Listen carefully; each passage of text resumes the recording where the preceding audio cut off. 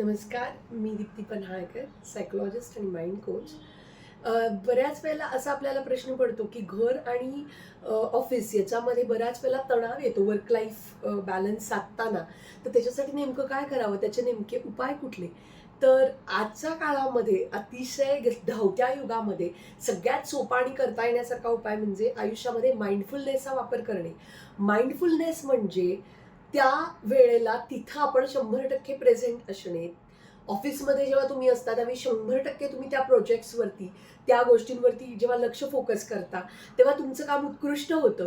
घरामधल्या अनेक गोष्टी करत असताना, संवाद साधत असताना, तुम्ही ज्यावेळेला 100% घरामध्ये असता, तुम्ही तिथं मनानी, तनानी प्रेझेंट असता, तेव्हा तुमचं 100% काम हे खूप चांगल्या पद्धतीचं होतं, प्रॉडक्टिव्ह होतं आणि माइंडफुलनेस बरोबरच तुम्हाला एक छोटासा ब्रीदिंग एक्सरसाइज पण मी सांगणार आहे.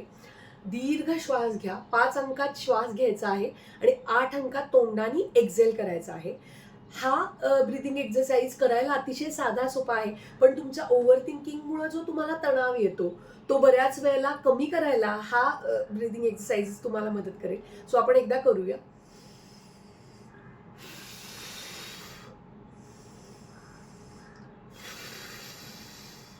असं तुम्हाला 6 वेळा करायचंय. मनातल्या मनात आकडे म्हणायचेत 5 वेळेला आणि 8 अंकात सोडताना जसं तुम्ही बलूनमध्ये हवा भरता, त्या पद्धतीने तुम्हाला तो बलूनमध्ये हवा भरून उच्छ्वास सोडायचा आहे.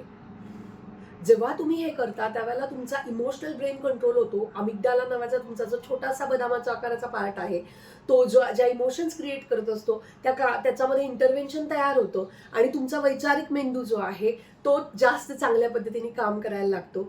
तर तुमच्या सगळ्यांचं खूप खूप स्वागत. तुमच्या सगळ्यांचे प्रतिक्रिया, प्रश्न आम्हाला जरूर कळवा. Thank you so much.